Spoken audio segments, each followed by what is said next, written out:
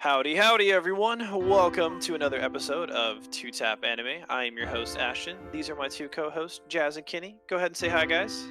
Hi guys. Hello. Well, Jaz, it's your time to You shine. know the drill. Yes, sir. Hit it up. Welcome to Two Tap, where we give our initial impressions on new and hot anime. Ah, sir. beautiful. And we have a special new intro from my beautiful friends at Blizzard. My friend Jeff has the new patch notes for 2-Tap Anime version 1.1. So I'm going to go ahead and have him read that. Hello, everyone. It's Jeff with the Overwatch team. Just kidding. So first off, we have updated the logo for future marketing purposes. So be ready to see that new logo when it comes out for this episode, I believe, when it goes up. We have made a bug fix to increase Jazz's frame rate by at least 5 frames on his video recording. We've also fixed a noise bug that makes Ashten, your host, voice lines louder than other playable characters, so you can have me interrupt more and talk over everybody. We have also officially named the post section for the spoiler discussions. We have just simply called it Spoiler Alert, as beautiful idea from Jazz. Way to go, dude. And also, upon starting up, spoiler alert, we will declare the topic before beginning. That way, we have a chance for people who, before instead of just going straight into it. Like I think we've done it on a few episodes, not a lot, but I think we've done it maybe once or twice. So I just want to make sure that people who they will know immediately, like right out the gate, hey, this is the show that we're spoiling, or we're going to talk about if they want to like move forward or something with it, right? And then also, if episodes or season finales get too long, this is something to look out in the future. I don't think we're going to be doing it this episode or anytime soon because we kind of have like a new set of like continues because we're caught up on everything. But if season finales get too long, they will then potentially be limited to special episodes purely titled spoiler alert OVAs and then whatever that anime that we're discussing. That way you guys aren't super overwhelmed with like a 3-hour episode and look at something and be like, I don't have time to invest in that, right? When it's probably mostly us talking about one anime in the spoiler alert discussion. So be looking forward to those changes, as well as we're looking forward to the new simulcast. Is there anything else that you guys want to add to that? I'd like to add that I love you guys, and actually, no, you can cut that out. No, dude, keep it in. Yeah, we do love our supporters though, so shout out to all of you that are listening. Especially making it all the way. This is episode 9? Yeah, this is episode 9. Wow, this is kind of crazy that we've been doing this for that long. How long can 3 guys talk? Hour, dude. We talk about just dumb shit all the time for hours on end. We're just trying to fucking make money off of it now. To be completely fair, we also do. I do want to add something. I forgot. We are in the works and planning of potentially with collaborators in the future. We also are looking into special episodes to potentially fill in times where we mentioned at one point like a waifu bracket war, like a tournament. I'm down. Just things to potentially fill out areas if there's not that many simulcasts that come out for the summer 2020 season or the fall 2020 season. Sorry, and et cetera, et cetera. So be in the lookout for that. We have things cooking in the in the kitchen, so be ready and on the lookout for those. So we're gonna go ahead and go right into our first section, and where we review the 2 anime that we watched from last week. We are starting with Mr. Love. Is that correct? Yeah, Mr. Love. That is correct. Sure is. Right. So for the people who weren't here last week or want a quick refresher, I'm going to go ahead and read that bio for you guys. So, Mr. Love, Queen's Choice. I took over from my late father as president and producer for a small video production company called Miracle Entertainment. Then I met 4 evolvers, all with completely different backgrounds and personalities. There's Lucien, a genius scientist, Kuro, an idol at the peak of his popularity, Gavin, a police officer who deals with evolver-related crimes, and Victor, the CEO of the Loveland Financial Group, which finances my company. Meeting these evolvers ends up involving me in the massive conspiracy lurking behind the truth of my father's death and the loss of my memory. So, Jazz, I'm going to go ahead and let you start first as usual, man. What are your thoughts of the first 2 episodes? Are you sure you want me to go first? Yeah. Why not, dude? Why? Kenny? I'm going to lay it straight out. I'm going to tell it how it is. Tell it how it is, buddy. That's the whole point of this show. If it's not good, dunk on it. If you love it, fucking let us know why you love it. Who cares? So, Mr. Love. queen's choice, whatever the complete title is. That is it. The whole thing. Nailed it first try. Look at you. First try. Good job, dude. Anyways, Good job. what I have to say about it is basically, and when I say basically, I mean like to the T. This show is a K-drama, the anime. Let's go. I can't say I've watched any K-dramas, so I'm gonna let you explain that further. Yeah, man. It's You're the most experienced, I guess. I mean, I think if I enjoyed the show a little more, I'd go like more into detail because I was kind of like, you know, when you're half interested, you don't like pick out all the details and stuff. Right. Yeah. Okay, so that was the position I'm in. A lot of the things that happen in it, so it's kind of like a reverse harem in a sense, right? So she's the main protagonist, and all these guys are, you know, her harem. Yeah. 100%, dude. And I can kind of see like why girls don't like harems, because looking at it when the genders are flipped, it's just kind of like annoying. You can't really put guys into just those 4 categories because that doesn't really do anyone justice, to be honest. Yeah, keep going, dude. Keep going. You got it. The mic is yours. I don't want you to stop. You got momentum. Yeah. You got it, man. And it's like, you know, I can see a lot of people being into it, like the way that guys like normal harems. I can see girls being really into this one. Like, man, this guy and then that guy, they all look good. They all look like variations of each other, if I'm being honest. But that Like Yagami clones, bro. I said that already. They're all like Yagami clones. But that aside, you know, they have like the really different characteristics, and a girl might be like, you know, I like the bad boy who's tough and likes to get into fights, or I like the doctor who's super smart but also super hot too, and like, you know, it's like really is for you audio listeners, Jazz is sitting here like with the biggest eye roll I've ever seen in my life, dude. He's fucking. He's cooking this show, man. This show is on a hot boiling pot right now. I don't want to like talk too badly about it. I just want to say that I wasn't interested, right? I feel like people would be into this. I'm not super into K-dramas, but some of them really do pull you in. I don't think this is one that'll pull you in. I like their implementation of like supernatural abilities and how they explain it as well. They do a good job of going about that, right? The whole evolution thing this is how we move forward as humanity. That's a cool idea. I can see this actually becoming a really cool show. It's just because it's actually a reverse harem. I'm just like, I don't care for it. I'm glad you said that though, because I'm gonna talk about that. But yeah, I'm glad that you also noticed that bit about the, you know, explaining the magic. So I do want to just ask here to Jazz. Okay. Is this it's like you said, it could be a good show, right? It could build upon it, but your initial impression on the first 2 episodes just was like meh, very meh. Yeah. Yeah. Okay. Gotcha. That was a question. That was it. Yeah, that was it. I think that was it. Yeah, you can keep going. I just just for it to be like clear, I was like, okay, like in my, so that I fully understood where you were coming from. So yeah, I'm not a huge fan of it, but I do think it has the buildings for a good show. Like I said, they do a good job at explaining the supernatural abilities. You know, other shows, they don't even try to explain it. It's just like, we live in a society where superpowers are normal now. And it's God like, well, of high school. You know what I mean? God of high school. And so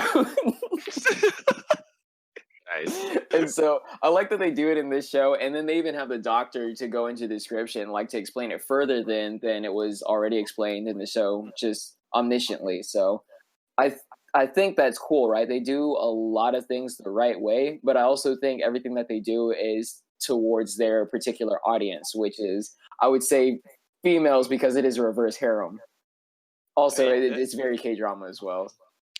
The demographic is for whoever enjoys this kind of stuff. I just think, yeah, in your case, you're making it very clear that you're not the target audience, or you don't. I'm not the target audience. And it's so like, yeah, I'm hearing you 100%. That's pretty much it. Like, you guys can take the floor now. Kenny, do you want to go ahead? Yeah, I do have a few Surpri- things. Surprisingly enough, I think I have a lot of notes. Oh Way more my! notes than I thought I would have on this show. Wow. And I kind of want to save that for last. So go ahead, Yeah. Kenny. So for me, right off the bat, it's a very pretty looking show, right? Like I think the art is really well done, right? Like yeah, sure, the dudes are all like pretty boys, clones of each other, but uh, the girls really aren't that. The girls, they have their very distinct like looks to them, and I'm like, that's really nice and refreshing. Like there's too many shows that don't uh that too many shows that like they wear the same outfit like every fucking episode, right? Like just I don't wear the same outfit goddamn every day. Like I'm a fucking person, so it's Yeah. nice to see the characters in the show to also have that. I'm looking at you, Barry Benson. Listen. Yeah, and I'll agree with Jazz. The first two episodes, they're not like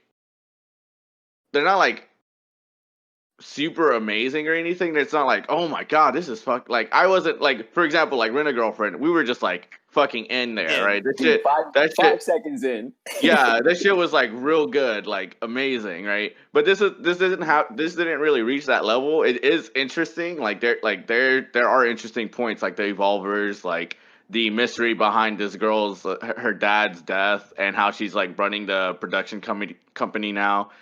And even though I don't know anything about K dramas, right? Like it this seems like a really just like not based in a reality type of thing, right? Like if my father was a production company and he died, me, dumbass Kenny, would not be the person in charge of that company. Well, I think they explained that with she had already from like a young age wanted to do broadcasting, and like so she wanted to do that to begin with, and like she Yeah, was in college for it when he passed yeah, away, so that was why. I don't think it was like immediately right, like, well, this is yours now, regardless of if you're good with production. It's actually what she wanted to do, so it kind of worked out in a weird way for her that right, he ended up passing away. But like, right. yeah, And then the other thing too is I didn't think I'd be referring to plot armor in this show, but I'm gonna refer to plot armor in this show because like everything kind of came a little bit too convenient for her.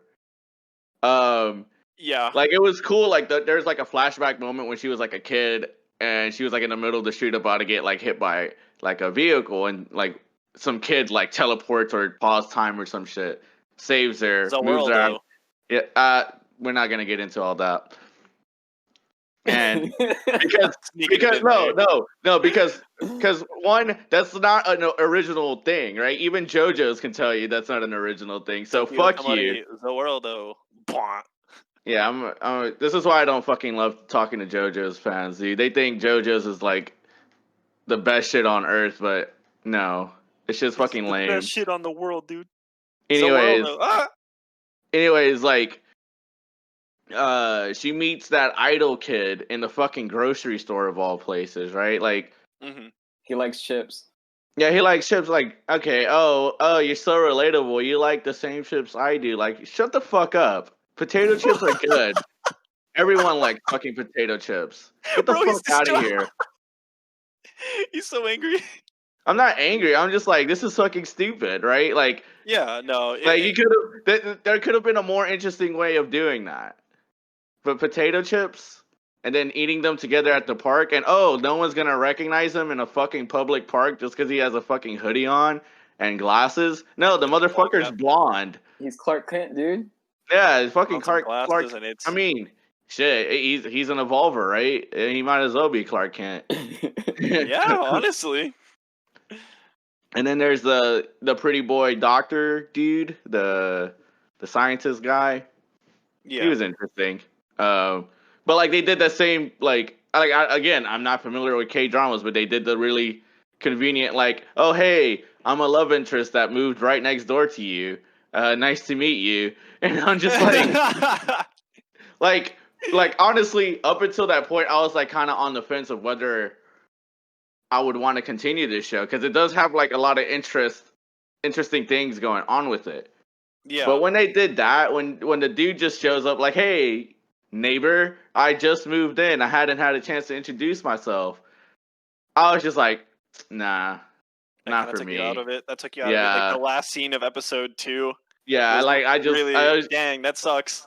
I was just like, okay, I'm out. I'm gonna go watch Attack on Titan instead. Okay, I noticed that. Okay, I'm glad that you brought that up. Right, so like I go to the queue and I look at the history. Right, I'm like, yo, who binged the hell out of Attack on Titan? What's going on here? There's like literally a sea of episodes. It was me. I did. It was I it was a had nothing to watch, dude, and I'm just like, none of my homies are online to play games with. You know, I don't got a girlfriend, so I was like, fuck it, I'm gonna go binge watch seasons 2 and 3 of fucking Attack on Titan. I'm glad that you guys are running into the same problem that I had because Jazz was the one that texted in the group chat at one point, like, "Dang, I'm caught up on all my anime. I want to watch something, but I can't because I'm afraid that I'm gonna watch something for the podcast." Right? Like Yeah. that was another thing. I wanted. There was one night that I wanted to do the same thing too, right? Like I wanted to watch some more anime, right? But I was like, oh man, like I don't want to potentially watch a show that you guys pick or make it non-eligible or whatever, right? So it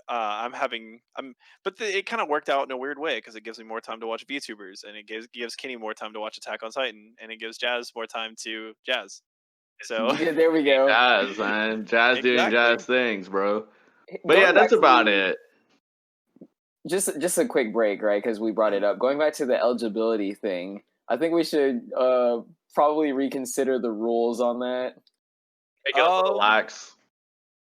Yeah, so say We'll like just there's vote a on lot of it. things we can't watch because, you know, 2 of us have seen at least some Case of the closed. show. So I'm saying like instead of eliminating all those simulcasts, why don't we, you know, we might make special episodes for those. I think that would be something cool for maybe like the YouTube page or something. I haven't thought too deeply into that because I mean I'm in the same boat as you, right? Because there are some shows that I want to talk about, right? But you know, based off of the nature of this podcast, it wouldn't fit in the the format of it, right? Yeah. So I think that's another thing that since we're we've already opened the door and the possibility for like the OVA short side episodes, right? There's nothing stopping us, right, from having an episode or two where we just have like an OVA where we talk about Fire Force one week, right? Because Jazz and I have watched that, and we really enjoy it. And but however, since Jazz and I have watched it, even though Kenny hasn't, we can't talk about it or we don't want, or things like that, Like right? talk about it on the podcast, right? But Right, right. But right?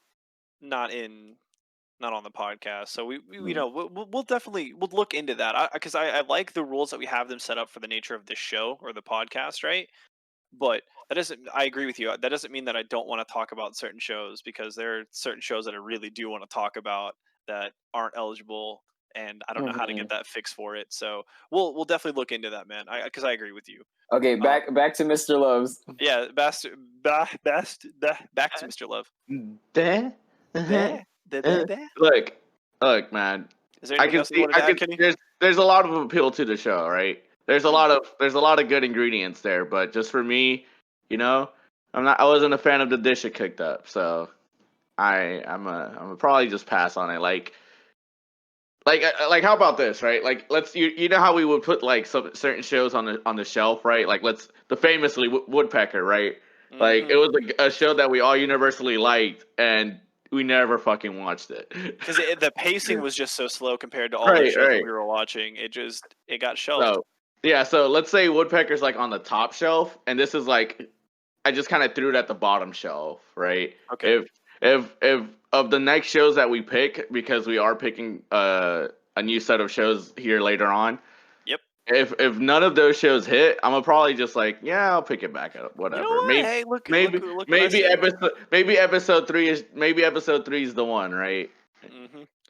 This is like the pretzels of the pantry, bro. Like you're not always in the mood for Hold pretzels. on. Whoa. But when pretzels hit, they smack. Whoa. Nah. We don't have pretzel slander on this podcast. No, it's not slander. It's not 100% not slander. If I love pretzels. Look, between pretzels and potato chips, man, those salty fucking snacks can get in my mouth. That's how you met the girl, Kenny? Pretzels. gonna just have like a bag of pretzels just like shaking around, and the girl's like, "Hey, can I have one?" And I was like, "You can have two." Kenny's gonna be like the weirdo in the park, like with the bag With of fucking pretzels. pretzels. What are you doing, Kenny? I'm looking for a girlfriend. I got one of those twisted knotted pretzels. All right, let's Oh my Ashton god. talk about the show. All right, so interestingly enough, right? Because we're finished with a lot of shows, and I had a lot of grievances with some previous shows that we have watched on here. In a weird way, I wasn't expecting to like this show as much as I did. This is really weird. I didn't realize that the reverse effect of the traditional harem would work on me, but here we are, right? I've always gone for the traditional male harem, right? But now this is the opposite. It's a female harem, and I was like, okay, I don't know if I'm going to be into this, right? With these light Yagami clones, as Kenny said. But then, He's a good looking it's dude though. you're go ahead, man. Yeah, you're not wrong. But the interesting part about this, right, was that what really kind of pulled me in was more so of like the evolver and the world building than it was the romance. The romance for me, even though that's like the main premise of the show, right? Um, the side stuff is really kind of interesting me. Um, Mhm. I do agree with Kenny, right? The the convenience is a little like, is a little. It's a little like, okay, you're reaching here. You're reaching here, buddy. Like, if I'm gonna call out moments in, God of High School, like where they conveniently make three people fight, I'm gonna call out moments like this in any show, right? Where it's like she conveniently meets the idol pop star when she needs more ratings, and he retweets her because he ate chips with her in the park, or she just so happens to walk in at the building of the financial CEO when he's walking through, so she can yell at him and say, hire my company again. She just so like happens to schedule a meeting with the doctor, who not only is exactly a specialty or a specialist in the field, but she just so encountered and learned about the word on the way to his office, right? It's like all these like small little like um, really way too convenient. What you're trying to say is that everyone she meets just happens to be a hot guy with superpowers. Yeah, man. I mean, maybe that's her superpower. She's got plot armor, bro. maybe that is her superpower. Um, She's got plot armor. What can I say? so I'm just gonna go down this list of notes that I had that I was writing as I was watching this show. I'm just like real speed round. Like intro, not so good. Animation, kind of cool though. Outro, really rough. Like, dude, that was like the laziest outro I've seen in a hot minute. It was just a bunch of moving JPEGs, bro. Like that was that was really bad. I don't know if you guys noticed that. I think the final shot in the outro is like her walking on the snowy bridge, and like they kind of like show some footsteps and her walking. It's literally like a still image of her like just bouncing up and down, like to simulate walking. It's funny as fuck, dude. I was like, MC looking kind of cute. We def got ourselves a reverse harem. Yo, this is actually a reverse harem of dudes with superpowers. Let's go. Yeah.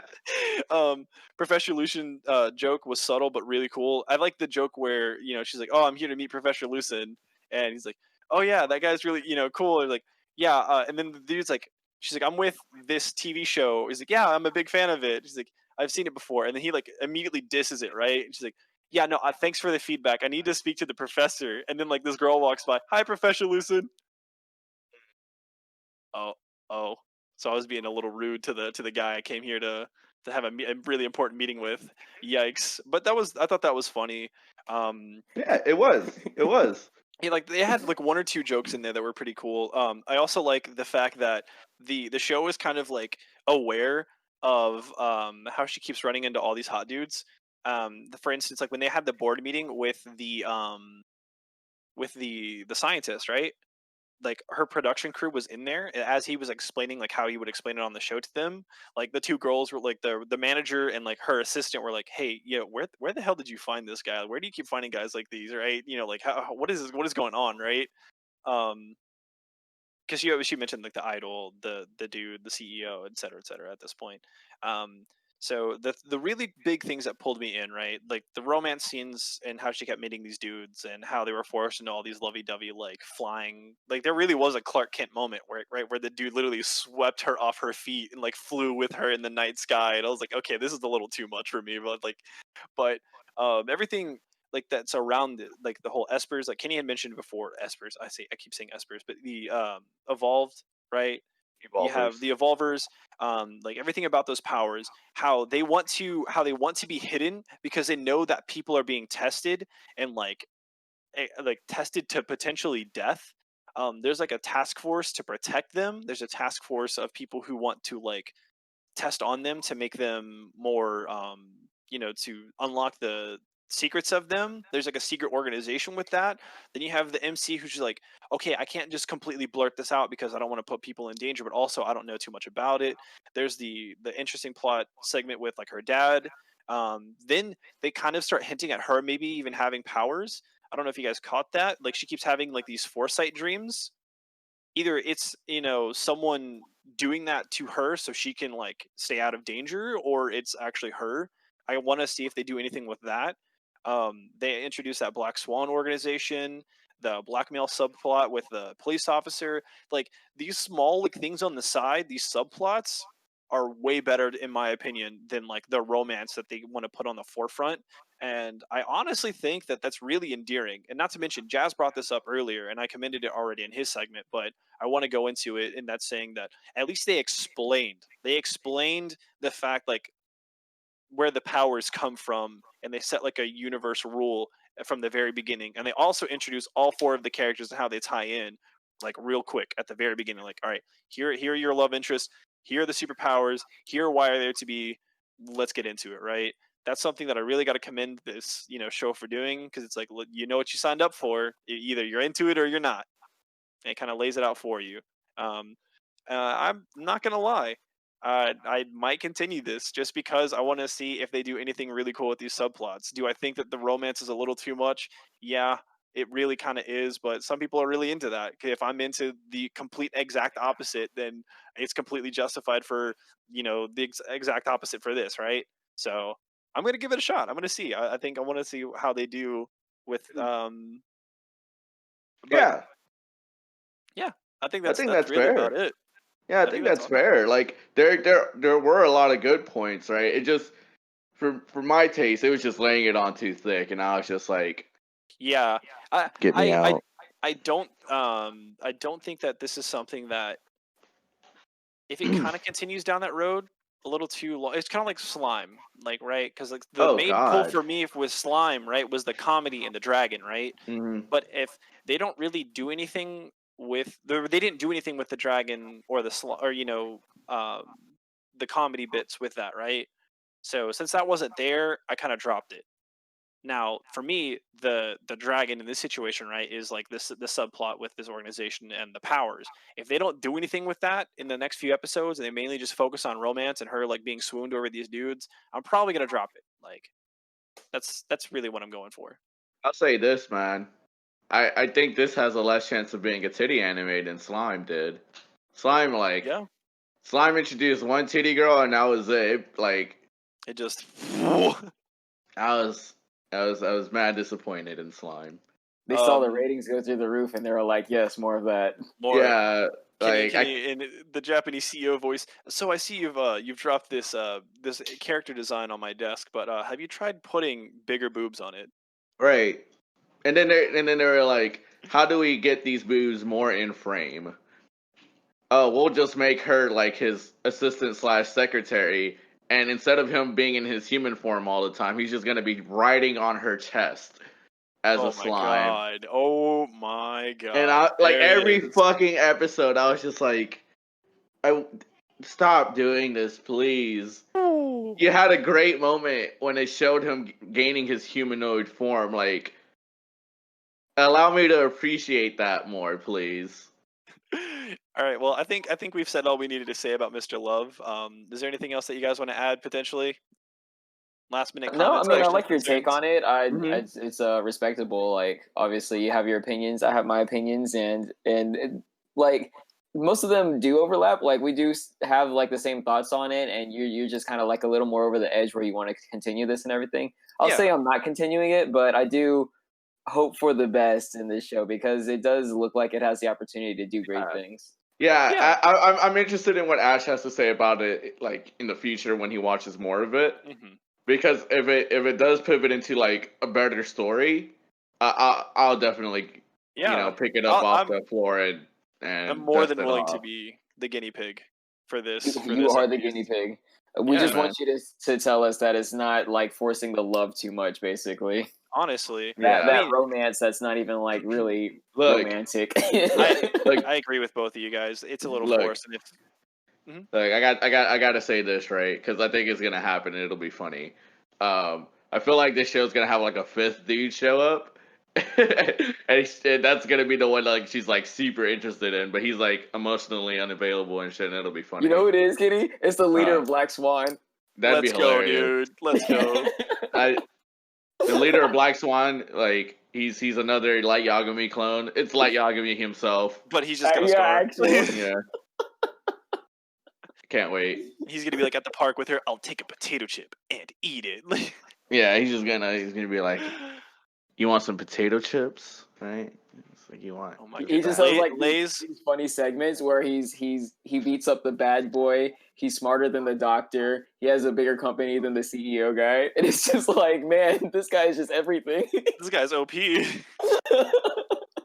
OP mega chat of this harem anime, dude. This guy is practically God. But Black Swan is actually going to be like a rival production company. We're going to come to find out. Ooh. And it's him. He's at the top of it. All right. So there are 3 things in the past 2 weeks that have missed out, or these animes that have missed out on really good opportunities, right? First off, last week it was the really cool story of Ascendance of a Bookworm being told in the perspective of the medieval girl being swapped into the librarian's body in 2020 Tokyo. That was a missed opportunity. The second missed opportunity was Lay's sponsoring this anime and having potato chips. And then the third mistake was Lay's not sponsoring our stream because we're going right into our ad break. And, Lay's, you missed out, buddy. We're going to have our good boys Anchor take it away. But let me tell you, this could be you. And you're... Listen to the ad. All right. Ad break. All right, we're going to go ahead and move on to the second segment of the show. Well, not segment, but second show that we have watched for this week. And that is ReZero, Starting Life in Another World. The second show of the show? The second show of the show, yes. I'm going to go ahead and read that description one more time for you guys. So, Natsuki Subaru is an ordinary high school student. He's on his way home from the convenience store when he finds himself transported to another world. As he's lost and confused in a new world where he doesn't even know left from right, the only person to reach out to him was a beautiful girl with silver hair. Determined to repay her somehow for saving him from his own despair, Subaru agrees to help the girl find something she's looking for.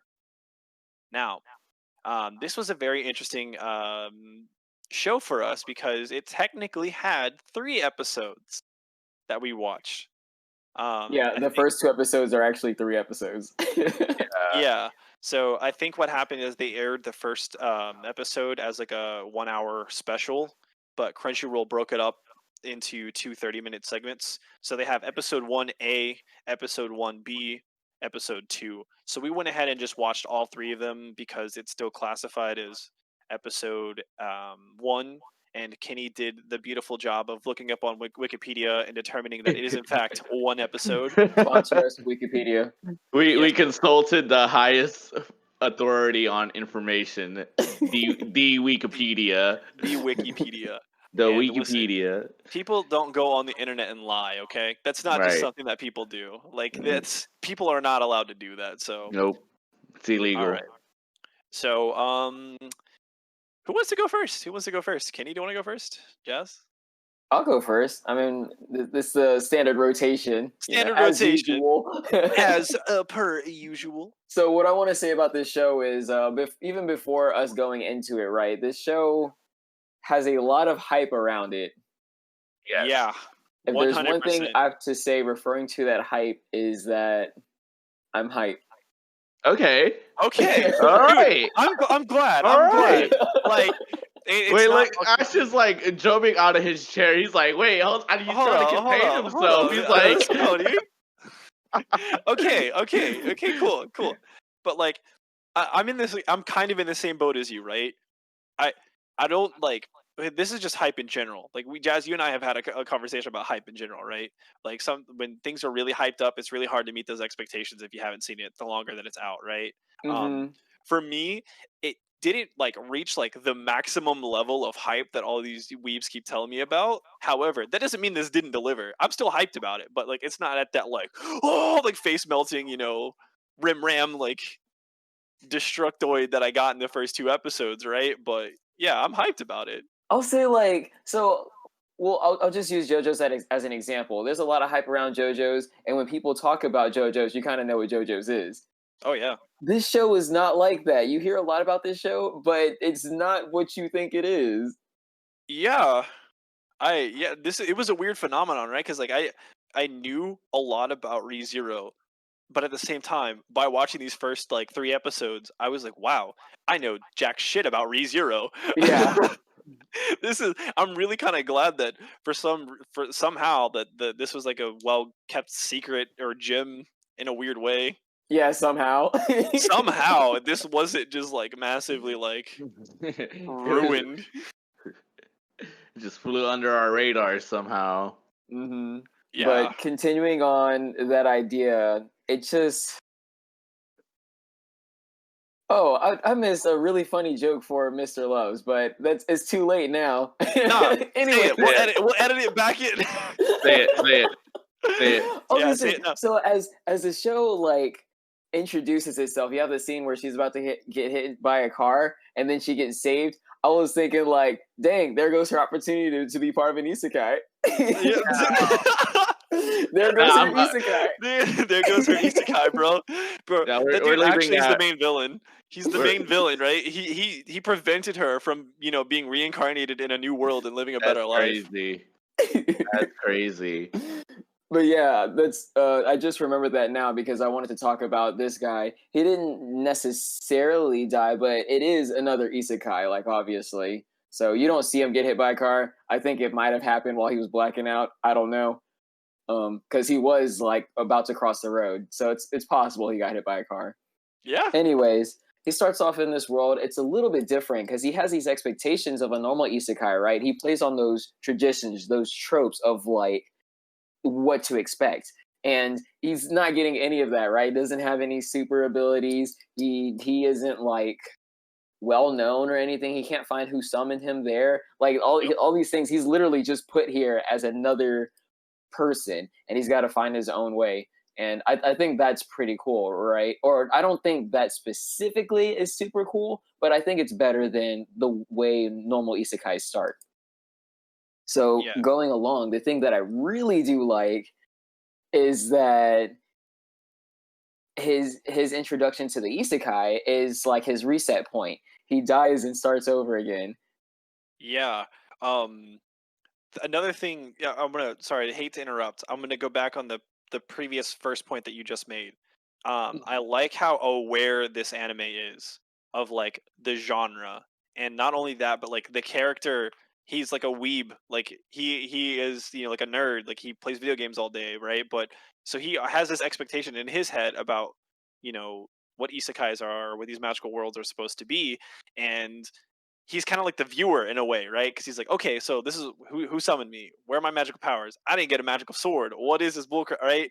And it subverts your expectations, right? And it just like completely lulls you and the MC into this like, what's gonna happen, right? And it's like, whoa, what is gonna happen? Like, this is an isekai, yeah. Like, where's my usual stereotypical Excalibur sword or whatnot? So yeah, I'm glad that you pointed it out. So go ahead and to your second point. But yeah, the dude, he's kind of an underdog, right? He just shows up to this world with like no stature, and he gets robbed in an alley, like he just gets beat up, and everyone's broke. And obviously, it's gonna be that way. You come to a new world where the currency is different. It means you have no money. That's what that means. And so, like, it really takes some of those elements seriously, as opposed to you just coming into a new world and being a hero.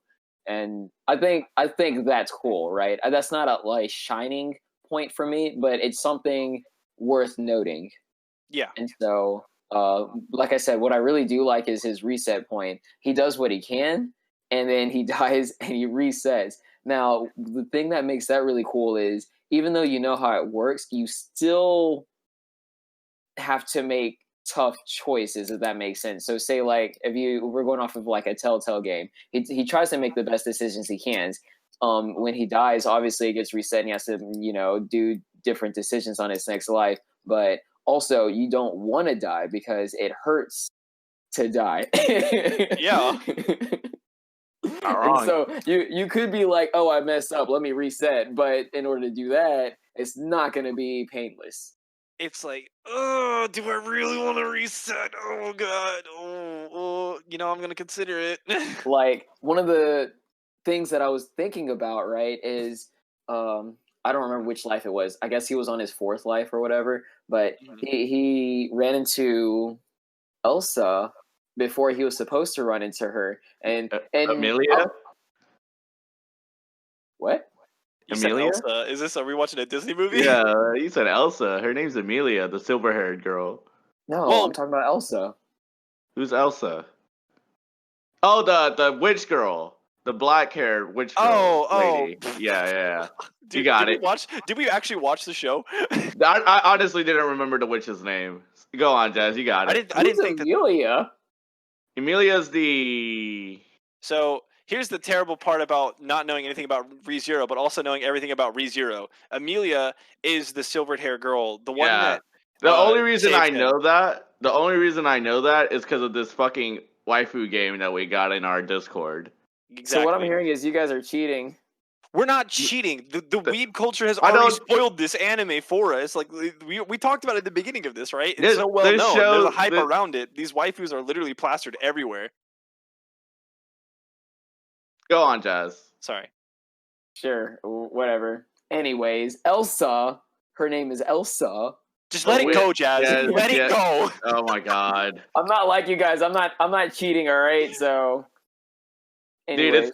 I just want to say that's one of my money makers in this game. That's why I recognize her. Kenny literally will just marry her, divorce her, get money, rinse and repeat, just catch and release, bro. He's just So on whichever life it was when he ran into her before he was supposed to, it was kind of like you're in that realization of, wow, I done goofed. I need to reset. But at the same time, I kind of don't want to die. You know what I mean? Yeah, It's kinda like, yeah. So I already ran into her. I know this is going to turn out badly. I should just fight her now, die right now, and reset. But you also like, I really don't want to die. I don't want to get slashed in the gut again because that's going to hurt. Mhm. And I was just really feeling like these moments, and so I think that's what really drew me in is you can kind of. I think this show does a better job of like putting the viewer inside of his shoes and making them realize like these choices aren't easy.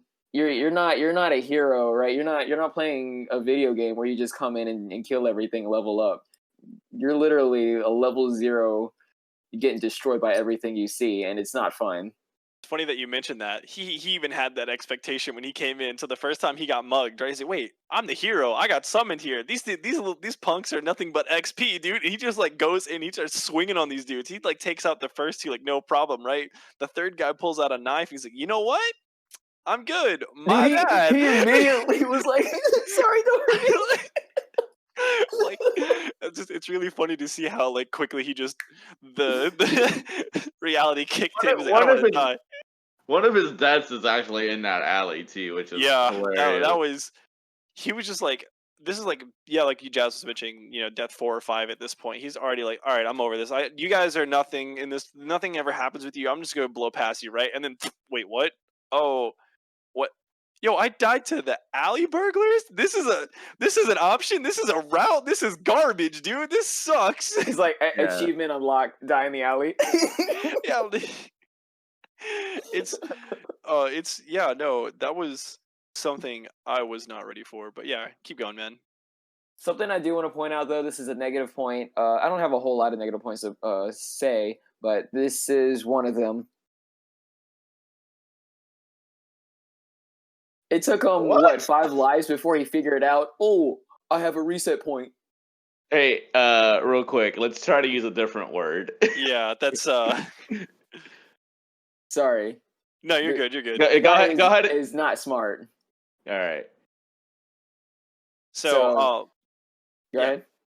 No, I agree. I mean, but to be fair, there was like a weird amnesia effect, I think, to the beginning. No, or that he was just dumb. He was just dumb and didn't catch on. Stupid. Look, because I have that in my notes too.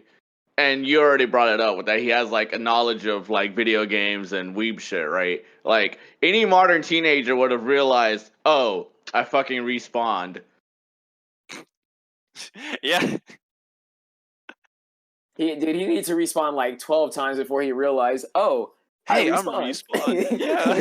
Yeah, the motherfucker got killed by lesser demons and respawned in Lumbridge. Like, what's hard about that to understand? I don't get it. I was like, is he stupid? He's stupid. This motherfucker's stupid. Okay, I got it. Continue with the show. Mm-hmm. So that was one of the things that, like, I don't know. It was significant enough to bother me, right? Like, it sounds like something that shouldn't bother you, but as you're watching it, it's like, dude, you've lived this how many times? I've already invested, what, 40 minutes of my life to this, and you're now finding out you're respawning?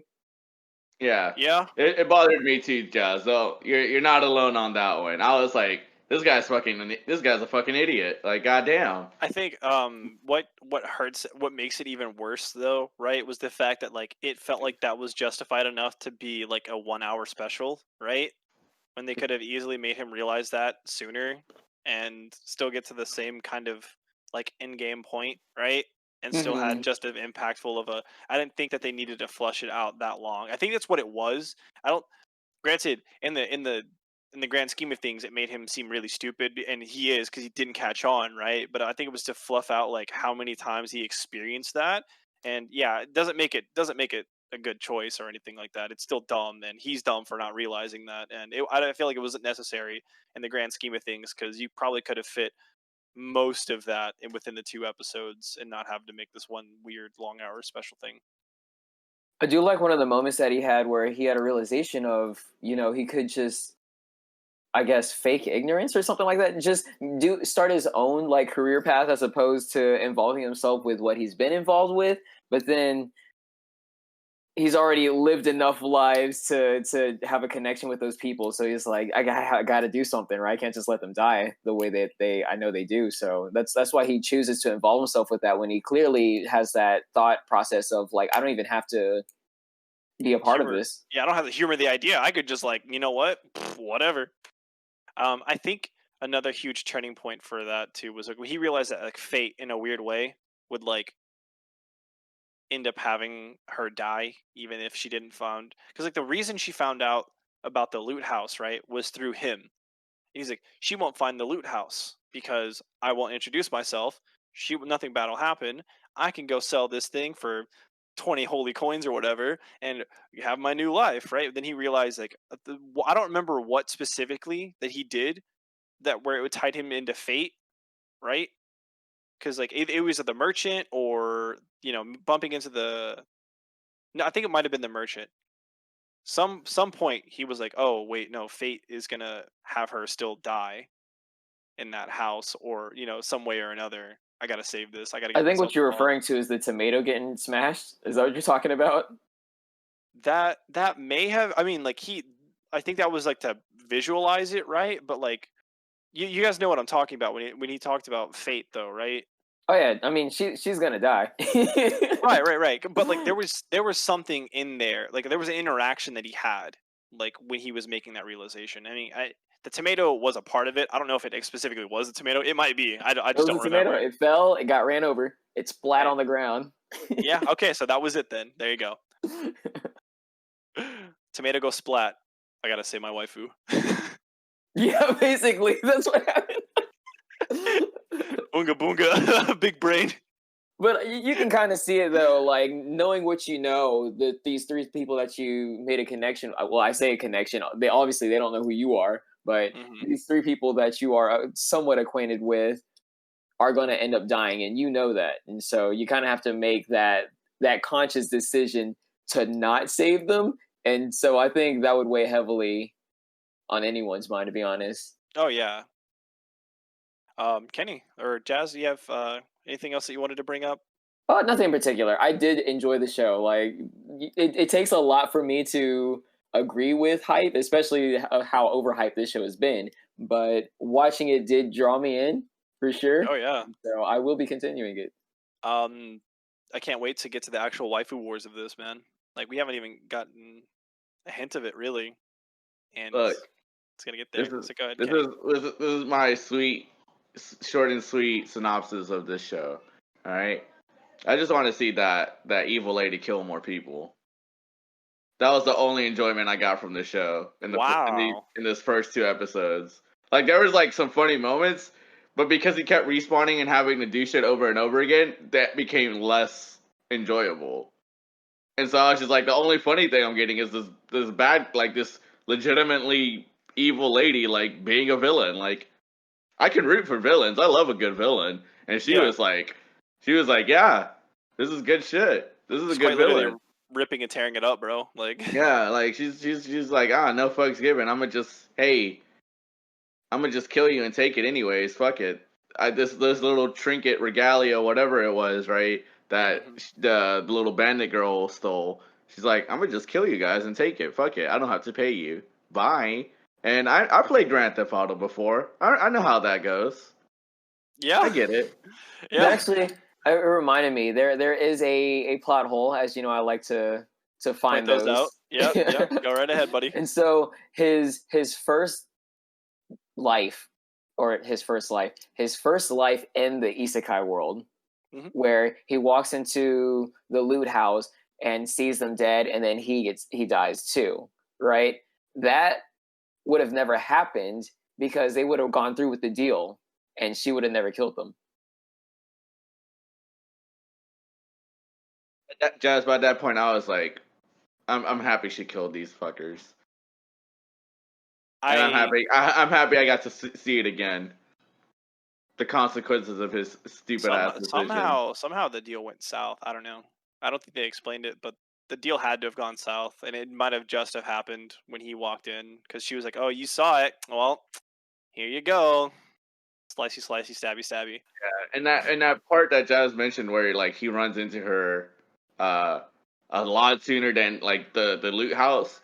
She's like obviously she doesn't like know who he is, but she like recognizes He's like that afraid. fear and everything that he's like you know who I am, but I don't know who you are. She's just like so interested in that, and I was just like, yeah, she can kill me next. I'm down. Best character out of this little arc. I'm just saying. Honestly, shit. Didn't even remember her name. Didn't even remember her name. I was like, "Yo, best character." I remember her impact though. Hell yeah. All right, well that's Subaru remembered her impact pretty well, that's all. I don't even especially in the like him. abdominal region. He felt that impact. Yeah, he Yeah, remembered it a few times. I don't All even right. like him. So I the show I don't see the hype. Like I'm not enjoying it. Right? Haikyuu, shit ton of hype. So I was a little bit worried, Yeah. but that Haikyuu just consistently delivers. Consistently Like delivers. not just consistently delivers. Like oh that was a good episode. Like consistently delivers great episodes. Like excellent episodes. Like 9.4 and higher rated episodes. Like, if you watch an episode, you're gonna feel something. Yeah. Yeah. Speaking of, and spoiler alert, are we gonna bring that up, or? We could talk about the recent one Yeah. because it's short and like it centers around one character the whole way, so it's not like we got too much to talk about on that. Yeah. Go But right ahead. it's fucking amazing. Um. Uh, but that's about it. Like me, no, I'm You not weren't watching feeling this it? shit. I'm not I'm watching this gonna shit. Jazz had a lot of the same points, so I'm gonna kind of like speed run mine because I mean I'm gonna continue this just because holy shit, like that was really cool. So interestingly enough, like there's a lot that I know about this anime and there's a lot that I don't know about this anime, right? Clearly, like given like you're not supposed to know Amelia's name, but because weeb culture, she's literally everywhere. So like Yeah. that kind of sucked that it got spoiled for me, but whatever. Um, so I didn't know the her name until you guys spoiled it for me. well, congratulations, Jazz. Welcome to the Weeb fandom. Um, Yay! So first off, the introduction, like how he got pulled in, like there was some foreshadowing of like death and dying or something. I didn't know if like that was a hero. I didn't know if that was like anything else, right? It literally was just like, I'm gonna save him or I'm gonna save her, get in here, and then like he gets isekai'd, right? And I was like, whoa, what? What was that, right? So that intro already within itself like kind of like piqued the interest for me. And then another note that I had was like, I love how self-aware this anime is with the genre in general, aka like the MC and like how it subverts the expectations. Um, just funny moments. Subaru's like casual talk in the slums to get to the loot house the first time. Like they were trying to look for it. He's like, maybe we should talk to somebody. And he just casually walks up to some dude. Hey, what's up, bro? Do you know where this is? Oh yeah, it's down here to the left. Have a stay strong, bro. Yeah, you too. And like he just leaves. Right? It was supposed to be like this big ordeal, like of like finding this girl's house, and he just walked up to some dude. Was like, hey, where is it?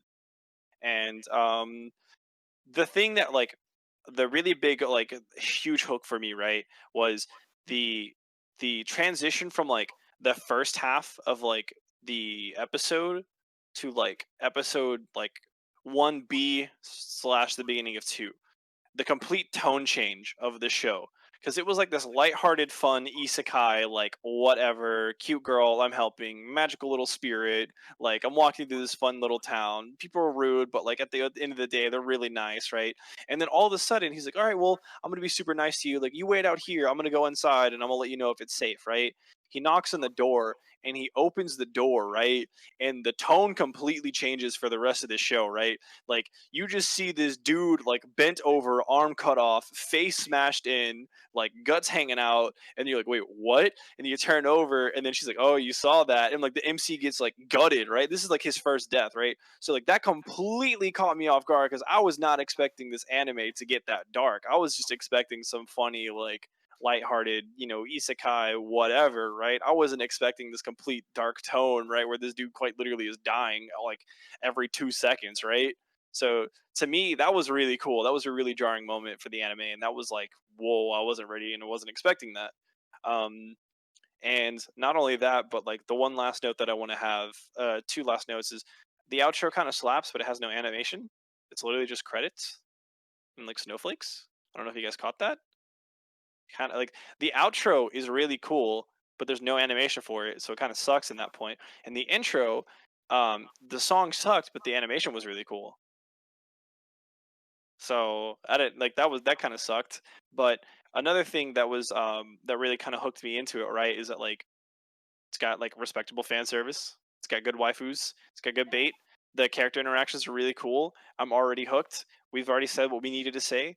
I want to just let you guys know that I'm going to continue it. I'm really excited. The hype is there. I get it. Kenny, I completely understand your point where you're like, hey, this MC is too dumb for me to get this main point across. I don't like that. Like it wasn't strong enough of a deterrent for me to not want to continue it, right? But like I see where you're coming from, right? Where that could have pulled you out of it. Look, I've been burned by one dumb MC once before. I won't let it happen again. Oh, speaking of Until season 2, of course. Until season 2, of course, yeah. all right. Well, we're gonna go ahead and move on to our final segment of the show, and that is the spoiler alert. So you guys wanted to talk about something before. So hey, spoiler alert. There's a lot of things that you may not want to hear about right now. Me personally? No, just just like like them, an the audience. the, Okay, the, yeah. the audience, dude. Yeah, I don't yeah. care about you. Well, because like because I know we're going to be talking about Bunny Girl Senpai, right? Because like that's literally the main. But we focus of all this episode. watched that, so I don't care. Yeah. Right. So, is there anything else that you guys wanted to talk about that we continued? Just Haikyuu is amazing. Keep watching Haikyuu. Just All watch right. Haikyuu. So, spoiler alert: we are now going to be talking about Bunny Girl Senpai, including the extra movie as well. We have all caught up and watched that, and we're gonna go right into it, guys. That was the hardest week of my life, not being able to talk about one of the best shows of my life, and not being able to say anything to you because podcast. Dang it, podcast. This fucking podcast of old ball and chain. Hot damn, dude. That was And not only I got angel beats again. I got angel beats again so hard, right? So for you, the people who haven't watched Angel Beats, go ahead and watch Angel Beats if you haven't done that already. But also, like, it has this tremendously emotional and impactful ending, right? Mind you, I was watching it with them, and then I had to leave. So Kenny, Jazz, and his brother were at the garage, and they were all watching it, and they got to experience the ending together with a community of friends and a support network. Meanwhile, there was me all There's no alone support there. upstairs. There was no support there. It's just me alone upstairs at 3 a.m. trying to binge watch the last few episodes. I get to them and I'm crying my eyes out, and it's like, well, there it is. I'm really feeling it now, right? And here's the thing: it happened again. So Kenny and Jazz, they were able to binge the entirety of the show together and watch the movie together. So Jazz was No, able to have yeah, I only watched the movie with Jazz, but I didn't I didn't do anything. I just stayed right. muted. But like, let's be real. I mean, granted, I'm not saying that there's no emotional impact in like the series, right? But like the climax, right? The biggest like emotional impact from like I would say that the story's sake is in that movie, right? And you were able to at least have Yeah, like Kenny there for you, right? Me, it was just I all didn't alone I didn't by console him. myself, just chilling at this. I'm just like, oh god, this shit hurts. This shit Look, hurts, dude. Jazz could tell you I didn't console him. I didn't like lend a shoulder for him to cry on or anything. If he was going through his feelings, he No, just let that shit go through in the roll credits, bro. I I didn't was a good. want I was. your shoulder. I hate you. You're welcome. You're absolutely welcome. Yo, I fucking hate you. All right. 10 out of 10 though, right? I'll say Oh this: it's Well, been we'll a cry really long again. time since I had an ugly cry. Hey, you're man, welcome. that was. I'm glad I could provide. Whew, I that. Look, was in here like, dang, I hope they don't hear me. I hope they don't hear me, dude. I wanted the neighbors to hear. I didn't care, dude. I was at this point. I was feeling it, bro. It was 3 a.m. at the dog sitting house, and I'm there just crying through these paper thin walls. I do want to point out the story of when me and Jazz were watching the movie together. Ashton just shows up into the fucking Discord. Oh, okay. So fun fact for the people who have already watched the movie. We're talking mainly about the movie. I don't even talk about the The series yet. movie, So. look, because everything that leads up to the movie is like important, right? Like Yeah, it is. So real quick, right? We'll get to the movie. No.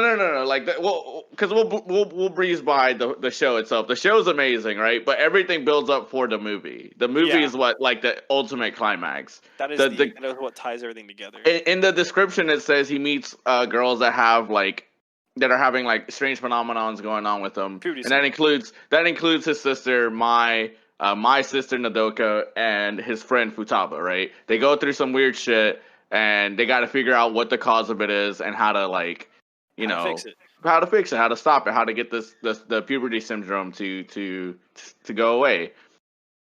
And it's great. Like, definitely watch the show. Each one of them was super impactful, super Yeah. emotional. You learn a lot about it. It's really hard to watch a few of them. They're really relatable. These characters are like really believable. Man, it's just holy shit! It's such a good time to watch, Good dude. shit. It's good shit. Definitely watch it. But it all builds up towards the movie where in the show when Kaede, Sakura's sister, goes through her puberty syndrome, he kind of fucking loses it. He gets angry. He's at the ocean. He's just kind of sitting there, and he meets Shoko. Right.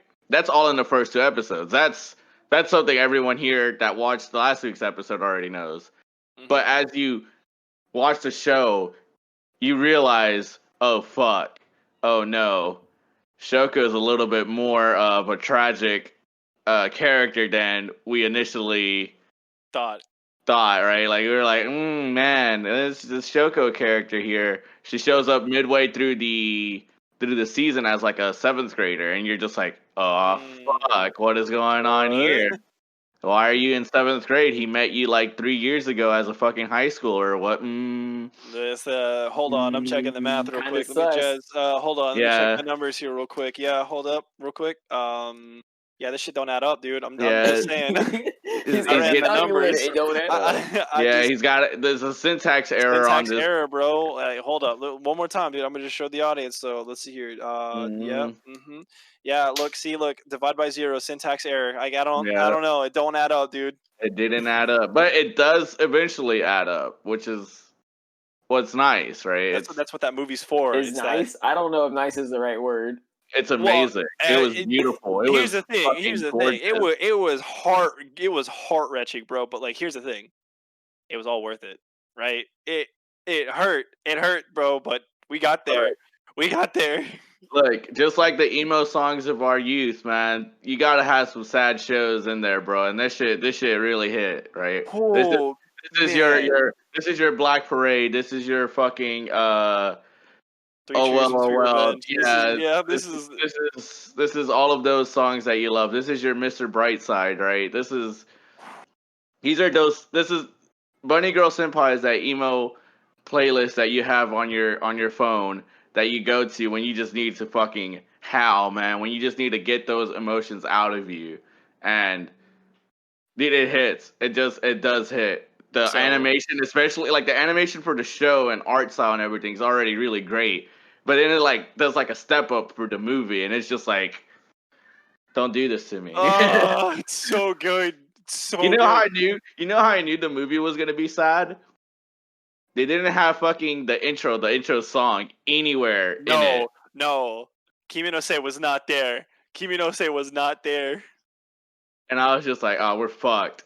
We're fucked, dude. It's just this little piano riff of Shoko walking on the beach, and I was like, we're fucked, boys. We're guys, it's not looking good. I'm running the numbers. We're fucked.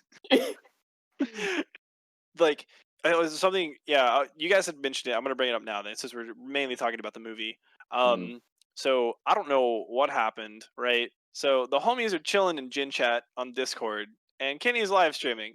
I don't know. Late at night. It's late as fuck at night too. It's not like it's like 10 or 8 or some shit. It's like fucking real DJing hours. Yeah, so I'm like, what's going on here, right? Why are Jaz and Kenny still up? Oh, like, am I about to game with the boys? It's a weekend. It's like a holiday. Like, let's go, right? So like, I hop in like, hey guys, and how's it? Oh, and I don't know why. I just joined the call. Right, I joined the call, but for some reason, Discord full screen, whole application, open Kenny's stream, and just I hop in at the movie during Mai's funeral, and I'm just like, well,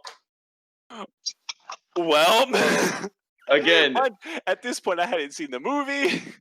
Again, as I told Ashten, that's not really a spoiler. That's like barely halfway to the movie.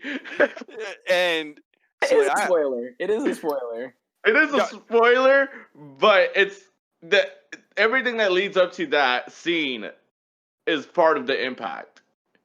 No, that's what I'm saying, because when you know that, it doesn't hit as hard. I mean, it still hit, but yeah, I don't know. I agree with Jaz though. It took away some of the impact of it, because I knew it was going to be there, but that didn't take away like the full impact. That shit still hit. That right. Look, I was explaining this to Jaz actually last night when we were hanging out. Most anime, like 98% of anime that have a truck crash scene, right? It's like from the angle of it is usually like somebody's like standing on the street or on the sidewalk. You just see the fucking car run this person over, right? In the movie, it was like from the vantage point of like behind a person that was about to get hit by the car, right? And so the truck like goes boom into you, right? It like first person view. I'm staring down a fucking truck. POV, you're about to get hit by a Mack truck. Yeah, seriously, and I was like, that was part of the impact of it for me, like, you know, for lack of a better term, because she got fucking yeeted by this goddamn truck. Yeah, she got fucking rammed. Yeah, we're about to see Mai and Isekai here pretty soon. Yeah, no joke, dude. So I want to back up. I really want to like just back up. Okay, so we talked about the series, and it's like about how the adolescent syndromes for like all of the friends that were closely related to him, right? So when we get to this movie, right, there's like, wait, we still haven't addressed the adolescent syndrome for the main character, as well as, you know, you learn that, you know, the his first love interest, she's going through puberty syndrome, and it explains why she's a bit, you know, able to appear as a seventh grader, or as well as like a college graduate or whatever, right? And so the whole premise of the movie, right, is like the main character Sakura trying to, you know, figure out her puberty syndrome and how to fix it, as well as like learning more about his own, because he, you know, it's something that you realize when you watch the series. You're like, wait, we still haven't really addressed his. And you know, so it goes through the motions of that. You learn more about, like, you know, the MC's love interest, like you know, heart condition. You learn more about, like, you know, as of course, like with, you know, the scientist friend, she brings in more like hypothesis as to like what's going on. She, you know, she ties in string theory, she ties in like all, you know, like everything. The way that it's done is just so phenomenal. The way the pacing of this movie is done so fucking well, and not only that, but like the emotion that these scenes carry, like, holy shit, dude. After my got hit by the truck, right? So eventually it gets to the point where you find out, right, that the heart that is inside the MC is the heart that saves the girl, the seventh grader that, you know, he has known to, you know, have the cat and, you know, has interactions with, right? So the reason she's coexisting at two periods of time, Jazz, you want to go ahead and explain that, because I feel like I'm going to butcher that. Nah, I mean, it is what it is. That's just how the show's taking its Well, liberty. yeah. So, you know, regardless, then they come to find out that, like, okay, so the reason, you know, whenever she's hurt or whenever you're hurt, she's feeling or experiencing something, right? So now he's like, all right, well, I'm from the future. The college girl's like, I'm from the future and I have your heart. And I'm telling you to not go at this location because you get hit by a car there. So now the MC has this choice, right? Of like, okay, do I kill this small child, be selfish, and have this loving relationship with my girlfriend? Yes. Or do I let fate take the wheel and do what is initially supposed to happen? And it's just like, holy shit! You watch like like all these characters who eventually know about this, you know, turnout, have to deal with the potential consequences, how it tears this weird rift in between, you know, the MC and and the love interest with Mai, and it's just done so fucking well. Then the climax is done super fucking well, dude. Oh my god, this series is just too fucking good. Like, if you haven't I love, watched it, oh, I mean, I love how on the nose it was when he does the return to the past sort of thing to save Mai. yeah, Uh, Bunny he Girl. take yeah he finds like a bunny costume. But like it's like a mascot costume. It's not like a bunny girl costume. It's like a Yeah, bunny thing, like the huge bunny head and everything. So he's like, I'm gonna take a page out of her book, and it's like there. Even though we just had this tragic event happen, we had to watch this shit. We had to my boy's been fucking depressed for like 4 days, and he's back in the past like Samurai Jack trying to save the fucking future, and I was just like, this shit. This shit just hits, man. Like, it was goddamn.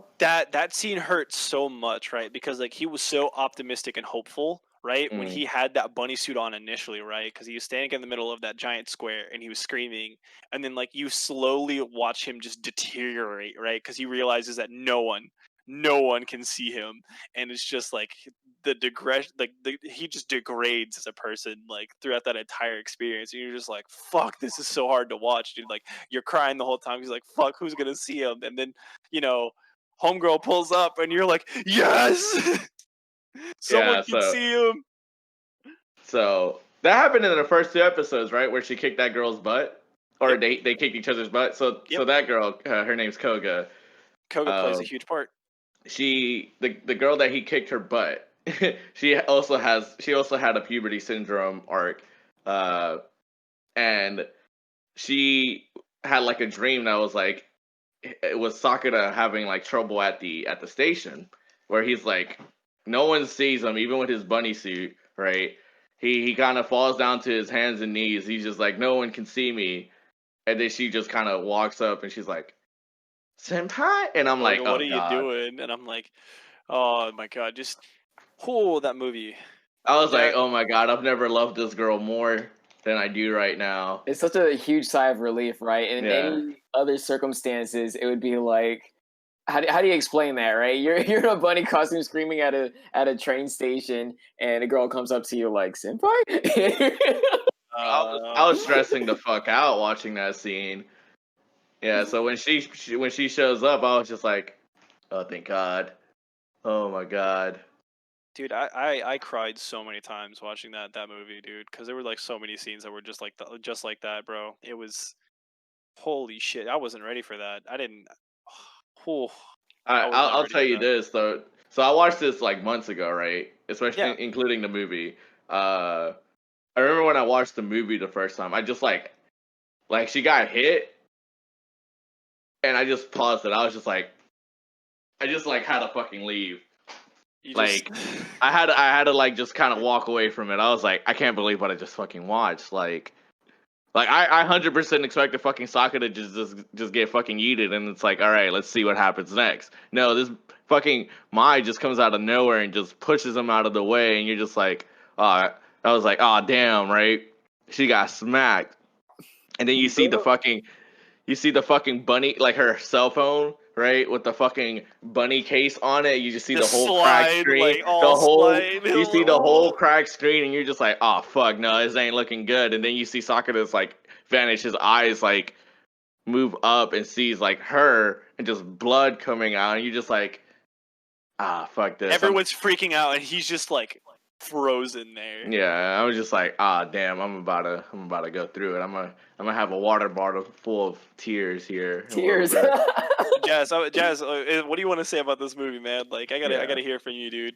I was gonna say, because we were already talking about this particular scene, which we were even talking about this scene before Kenny brought it up. Because you brought it up, I'm gonna bring it up to you. We're all talking about this scene. Go for it, dude. Good one.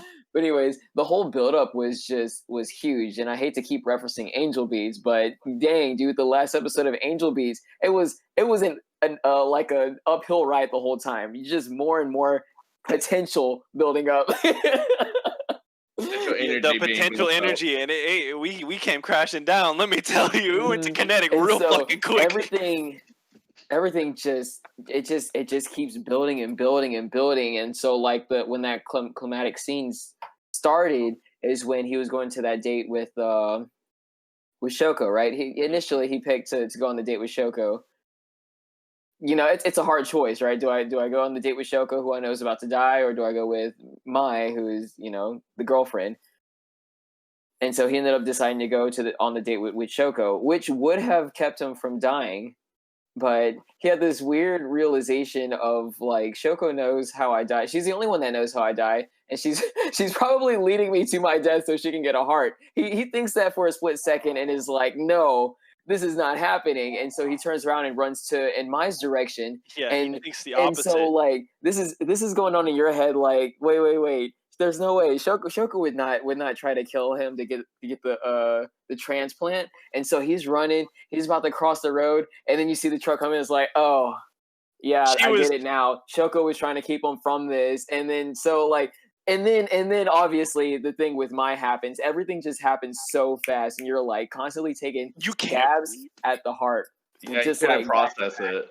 it was that scene, like Kenny, I had the same moment, right? Like, I'm glad, like, okay, this sounds terrible, right? Like, the funeral scene was put there perfectly, right? Because it was just like, holy fuck, I can breathe, right? Because like that, everything about the scene, like where the date scene was just like Jas had mentioned, hit after hit, realization after realization, moment after moment, where all these things are coming together, and you're just like trying to process all of it. You're just getting hit with whiplash, right? And it's just like, oh shit, did I get hit with the truck? Holy fuck, what is happening here? It is nuts, absolutely nuts. And just Mai jumping in the way of to push him out of the way, that was just the tipping point. Like, if you weren't crying at that point, you were crying then. Oh man. The funeral scene though, like where he's like at Futaba's home, it's just like flipping through the channels, and it's just like all her on the TV. Like, if I was him, I'd just be like, I'd be fucking done. Like, I would have zero energy to do anything, right? I'd be Yeah. like, I'm also dead. I'm also a zombie. Just fucking leave me alone. Holy shit, dude. Yeah, no, 100%. And then, you know, so obviously the conclusion of the film is, Shoko being like, "Hey, listen, I know how to go back to the past. Like, let me help you fix this cuz, let's make this better. I've already lived a life, or I'm okay with this. Like, go save my, like, yada yada yada." And it's the rest of the movie is them finding a way to revert what happened, right? But also, at the very end, somehow managing to find a way to also save Shoko in the process, right? Now, does that mean it? It kind of sucks, but it's really nice because everything, the way how they get to the end goal is that everything that happened in the initial series is no longer how, like, what happened, right? How they met each other, the circumstances for everything is entirely different, right? However, they still reach that same end goal with each other, which is still just mm, super great. And then they have that your name moment, right? I mean, before your name was even a thing, right? They have that moment where they look at each other. They're on the beach at a beach date, and they see Shoko. Like, they're not, obviously because the timeline has been changed. They haven't met. You know, they're not supposed to have met. And he looks at Shoko, and like he gets to like that realization, like, I've met this person. This person means a lot to me, and he just remembers her name, and he just says it to her, and she looks back and she says, "Yeah, it's me," or like, I don't remember like what the exact words were, but she like She just calls, responds. yeah, she just Yeah, she calls back to responds. him. She calls back to him, and like it's like all together. Like they are like, "Oh, holy shit!" They remembered everything. Like this is it. This is the cherry on top, and then credits, bro. And it's just like you sitting there like, But like right before all of that too is also that movie that Mai makes, which is like based off of Shoko and like her needing a heart and everything. And I was just like, wow, like yeah, this is quote unquote an alternate reality or alternate timeline type of thing, but that's so dope, man. I'm happy that something like that happened, right? Like, yeah, sure, like the timeline may not be the same as it was, because the movie, like that's just how the movie played out. But I'm really got like little things like that, like Sakura being like donates his money more often, and that movie that she makes about the heart condition based off of Shoko. She's just like, I'm not sure why I was compelled to do it, but like I really wanted to do it, and I was like, I mean, I know why, but like the whole reason you don't remember why. Like yeah, that's. But it was nice. Those were like nice little touches at the end of the movie that just like after all of that fucking hard stuff that we watched, right? It was nice. It was cathartic. It was like, thank fuck, we God. got a good ending. We Fuck, we we got did, a good end. Good we, end. we made it. We're alive still. Everyone's happy. We went through the Marvel 10-year universe to get to the end game, and we got it. We got it. Yeah. She Fuck. used she used the pin particles to go back in time and fix the timeline. Is there anything else that we want to add about the movie? I want to say a couple of things about the series. Like, it's weird that we started with the movie, but also it was fitting to start with the movie. I don't know. I wanted to. We're just working our way backwards. hmm What Like about you, this, well, Jazz? Yeah. Anything that you want to add about the movie, Jazz or Kenny? it was great. Watch Bunny Girl Senpai. Watch the movie. Fuck. Uh, So, some things that I want to add. So, the arc with the sister. which Fuck, sister? that was Sakura's sister. Yeah, okay, Kaede. All right. That that was oh, That was tough. that was really tough. That was done so well, because she was realizing that she was getting her old memories back and that she was going to be a changed person. And Sakura had grown accustomed to the new sister that he had, right? And she graduated, bro. She graduated. She got That obliterated. she got obliterated, bro. And she went back to her old self and like had no memory of the past 2 years. And he was just like, "Fuck, that hurt. That really hurt." Sucks. Yeah. The arc with the best friend or the coworker at Denny's, At um, Benny's. at Benny's. I always forget her name. It's been a Okay. while. Koga. So Koga. Koga's arc wasn't too special in like the middle of it, right? But the ending was what really hurt. The final scene with them two was really hard. It was really something else, right? Because it was she, by playing a fake boyfriend with Sakata, right, to get suspicion off of her, Sakata is now her boyfriend, like her fake boyfriend. And then they're like, okay, well, when summer break starts, we're gonna end this, and we'll just tell everyone over the summer break we fizzled out. Like, no big deal. Like, it's a win-win for everybody. And he just has to keep reliving the final day over and over because she doesn't want it to end, and she wants him to fall in love with her. And it's her, like, it's really hard, right? Because you feel for both of them, right? Because Sakata has that love for Mai that is like unwavering and unbreaking. But you have this girl who is really determined, where she's just like, I want him to love me back. I'm going to try as many times as it can take, or how many days I can relive this day in many different ways to get this character back. And then him just having to tell her, like, look, you can't get them all. Like, just admit it.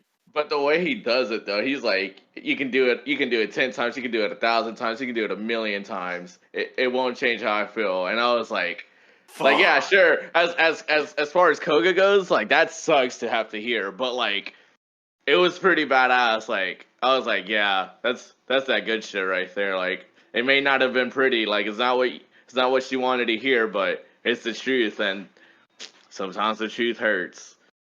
Ooh, those are most notable moments for me, at least in the series, like 13 episodes, right?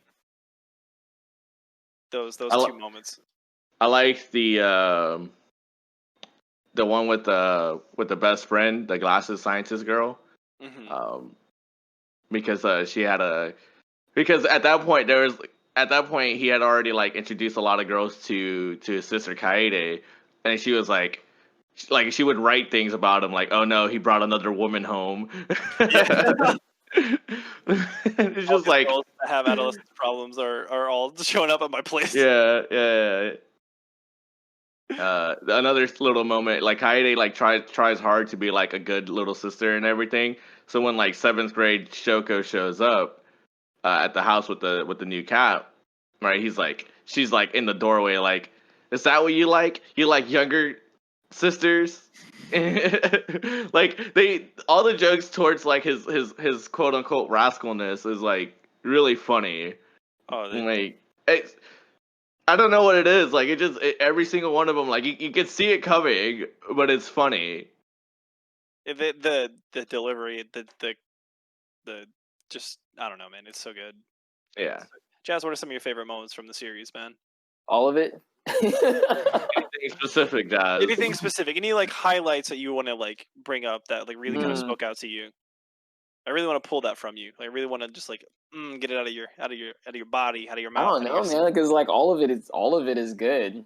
So, Yeah, I agree with you 100%, man. Like, Jesus Christ, I'm so glad. I'm so glad that I watched the show. Look, Bunny Girl Senpai, for anyone that hasn't watched it and is still listening to us, dude, it's 1 season and 1 movie, bro. Just watch it. 13 episodes, literally it's 6 hours. 13 episodes plus an hour and a half movie. Just watch it. God damn it, like, it's too good. Even if you don't like it, watch it. No, not even like it. No, you trust me, you'll like it. But not only that, but like, even if the weird thing is, like, now that we're spoiling it, right? I still think that it'd still be a good series, knowing what you know. Like, if you haven't seen it and you're still listening up at this point, just fucking go watch it. Like, holy shit. And like, there's people like me, right? That like, even if shit gets spoiled, like, I don't really care because I want to see how it gets to there. Like, I can zone into the show and just like, enjoy it as it comes up. So I'm sure a show like Bunny Girl Senpai, if somebody like would have told me the spoilers and shit, I would have been like, okay, I want to see how it gets there. Like, I want to see what steps it takes, what kind of challenges, what kind of paths it takes. And it's a really good show. It just like, I don't see, I'm not a weeb, right? I don't watch 50 animes in it. Like, the most anime I've watched since like high school was like this year because of this podcast. Right. Like, but before this year, other than that, like those like years ago when we were all chilling and watching anime together, like way back when. Like I haven't really like in that time between, like anime would be like here and there, and if I watched an anime, it was like one that I've watched before, like your Full Metals, or I Yeah. remember we were like watching Durarara at the time, right? But like all the seasons weren't out yet, so like if a new season popped up and I caught wind of it, I'd be like, yeah, let me watch that. But I mean, I wouldn't be watching simulcast, dude. Simulcast was not a fucking word I used before this podcast. And here we Uh, are. I watched Naruto, right? But who didn't watch Naruto? Naruto's like the Zoomer DBZ, right? 100%. Right. I don't watch One Piece, but I know of it. I don't watch Bleach, but I know of it. What's All another bangers. like? I don't watch Boku no Hero because that shit's a piece of shit. It's so fucking generic. I fucking want to tear my eyes out. I do not condone. You know what's or endorse funny any of this. is they released it. They released it. Dude, what's wrong with me, guys? I'm so tired right now. I know I'm not usually awake at the time that we started recording this, and so what ended up happening was I didn't go to sleep at all. And dude, I'm like about to knock out right here. Anyways, that aside, I ended up watching the latest 2 episodes of Boku no Hero because sometime between them finishing the last season and now there are 2 more episodes. I don't know when that got put there, but it's there. And so I watched those recently, and it's just everything that I've said about the show was just reiterated when I was watching it. We were about like probably 5 minutes into the episode. They're doing another training exam, which obviously that's what the whole show is, a bunch of training exams. And then the dude, Deku, just starts doing this monologue where he's talking and like, oh, and I'm like, dude, just shut up, dude. Like, I can't even watch this show. I think I don't. Yeah, it's weird. I've going throughout the this podcast. I've gained a lot more of a filter, like when it comes to watching anime now, right? Because I'm spending a lot more time watching anime, and I'm seeing, because I'm being exposed to so much more, right? I'm seeing ones that are really good. Bunny Girl Senpai, right? For example, right? I'm like, I don't have to put up with this shit anymore, like, because like this is what I was exposed to, this is what I'm used to, like this is good for me, right? But now that, I don't know, it's like shopping at Walmart your whole life and then finally being able to go to, I don't know, at like a Target or an actual market or something and buying fresh produce from there. And you're like, whoa, this is an option. This Yeah. is a thing. Like, what? Oh Don't buy your shit. Well, produce from Walmart. Wait, you're telling me I can get bikes outside of Walmart? Also, Yeah, don't right. go, like if you have a fucking Target in your town or something, go to fucking Target. Just do it, man. It's cleaner, it's quieter, and you'll see prettier people there. So, It's a win-win. yeah, but anyway, like, I want to go back to My Hero. My Hero, I still really enjoy it. I do. I see a lot of the flaws.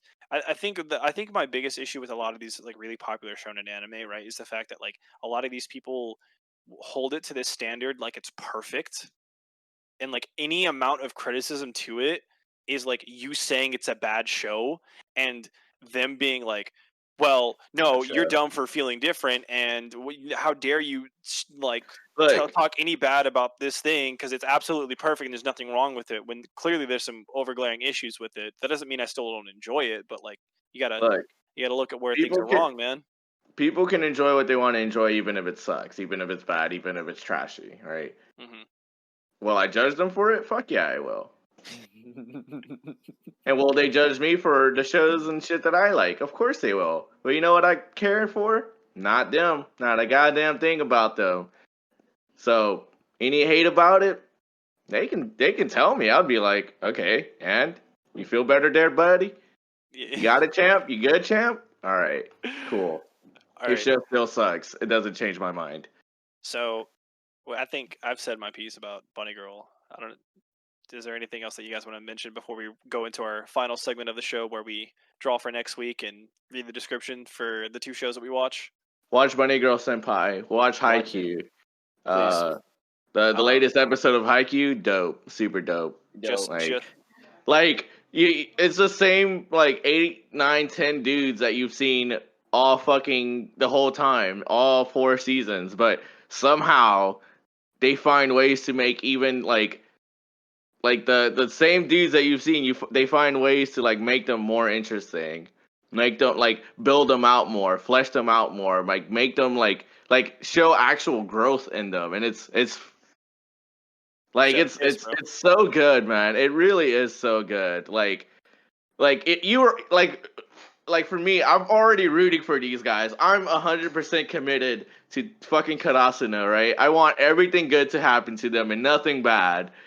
And they're still like, hey, just in case you weren't sure, right? In case these villains are just a little bit too cool, we're about to make Karasuno sound even better. And I'm like, I'm in. Whatever you gotta do, I'm in. I support these boys. What do you gotta do? Where do I? I'm already buckled up. I'm in the car. Wallet? Where do I put my money to donate to the cause? Right. So, what? Okay. Yeah, I'm feeling that. Yeah. So. That's what I think. All right. So on the most recent episode, Kenny, when Tanaka gets blocked, and dude gets put in his feels, right? Where was I going with this? My boy's delusional tired. He got blocked. He's in his feels. But yeah, dude was in his feelings because they were focusing him. Oh, that's what I wanted to say is like that's so relatable. It happens like being a support player. It happens all the time. Being focused like that, it's not a good feeling. And so I get it, right? That the amount of pressure that was on him and why they wouldn't pass him the ball, like these kinds of things. I get it. And then that moment that it seemed like nothing at the time, but whenever Hinata brought it up.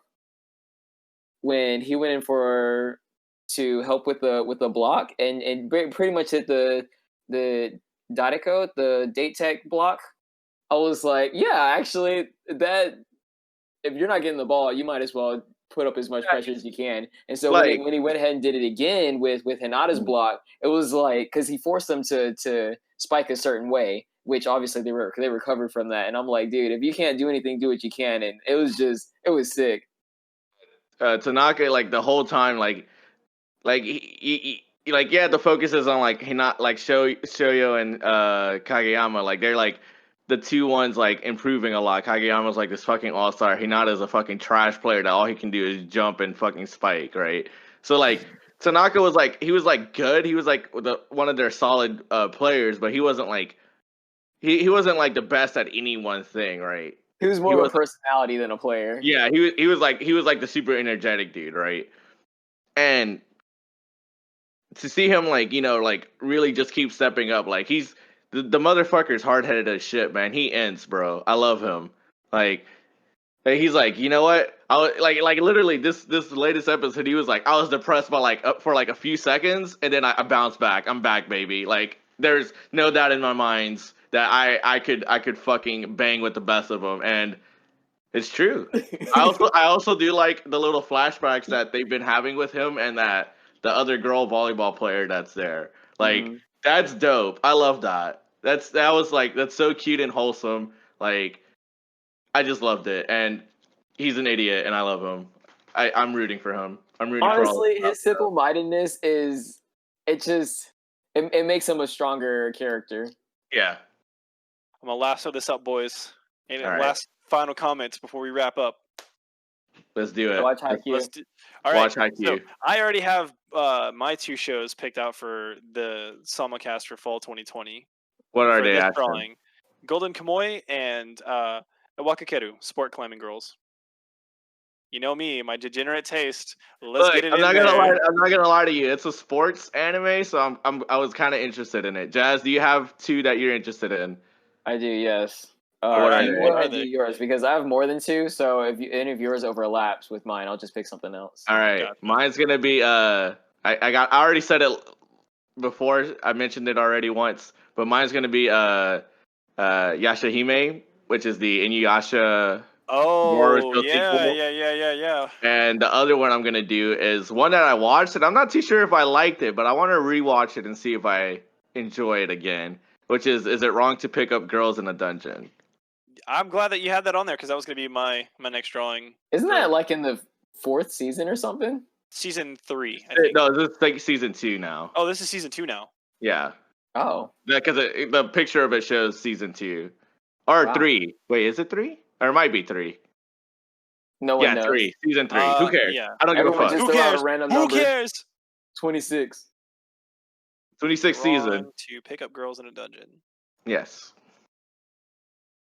All right, Jazz, do you have yours? Yes. Tonikawa? Let me see Kanekawa here. over the moon. Yes. Oh yeah, you and I were talking about that one. We were? Well, you had sent me, or oh wait, no, never mind. No, not that one. I'm thinking of some entirely different one. That one, okay. Let's do it. And what's the second one, Jazz? Burn the Witch. Burn the Witch. Tonikawa and Burn the Witch. Cool. All right. Wow. You got Honestly, these shows all look like shows I want to watch. So I'm gonna express like a really quick, like 1 or 2 sentences like about why I picked these. Golden Kamuy, I've seen a lot of like really good things about it when it initially came out. I think I just bought Crunchyroll when it had come out, and a couple of the artists that I follow on Instagram and Twitter, like they did a lot of artwork for it, and it got straight around. I don't know anything about it really. Um, I just know that it looks really cool, and I've heard good things about it. Not to mention it got a second season, so I'm like, what better time to hop in than right now? And the sport climbing girls, I was like, yo, like the title alone, like let's go, dude. All right, Kenny, what about you, man? Well, see, like it's kind of simple, right? We all watched Inuyasha. I want to watch the sequel. And then Exactly. the other one, like, what is it called again? Is Is it it wrong to wrong pick up to girls try, in a dungeon? to try and pick up girls in a dungeon, right? Basically, I did watch. I think I watched like the first season. I didn't even realize there was a second season. But and I think I enjoyed it, but I wasn't totally sure if I enjoyed it. So I kind of want to like refresh my mind on that and Okay. and get like some different opinions as well on that. When I was trying to like rewatch anime again, like get back into it, that was like one of the ones out at the time. So I was just like, fuck it, cue it up, Yeah. let's go. I'm in. Jazz, what about you? Burn the Witch and Tonikawa? I like good anime, and these look like good anime. There we Fair. go. All Let's right. do it. So I have it numbered off with a random number generator. So we have 1 being Golden Kamuy. Awakakeru is number 2. 4 is Yashahime. 5 is it wrong to pick up girls in a dungeon. 6 is Tonikawa, and 3 is Burn the Witch. So I'm gonna go ahead and roll a die, and you guys are just gonna have to trust me that I'm not fudging these numbers. And you also know the rules. I trust you unless the number is not 6, in which case I don't trust you. Yeah. Also, do remember if one of our picks get made. So, for instance, if one of my anime is picked, then I'm out for the eligibility for the next roll. So, et cetera, et cetera. We're gonna go ahead and roll. It is 4. So we are watching Yashahime. So Kenny, we are not going to be watching Is It Wrong to Pick Up Girls in a Dungeon next week? Sorry Yeah, about that's that. fine. I'm cool with that. And we're going to roll for... Yo, let's go! And we rolled a 2. Sport climbing girls. Jazz, I'm sorry. I fudged the roll for I'm you. resigning. Yeah, I'm resigning from the... No, I'm a free agent for 2021. I am no longer re-signing my contract with 2Tap Anime. Yeah, seriously. My Discord is blank # numbers. All right. So I'm looking forward to next week, man. Looks pretty interesting. I am also looking forward to watching more ReZero and seeing what that's all about. I know people are like, "Why are you watching the first season? It's already on season 3." You gotta okay. Listen, still simulcast. We haven't watched it. Might as well start from the beginning. Yeah, people can just suck my dick. How about that? Adam. All right, man. I'm excited. Anything else you guys want to add? Any last minute comments, concerns? The sun is just like fucking Beaming.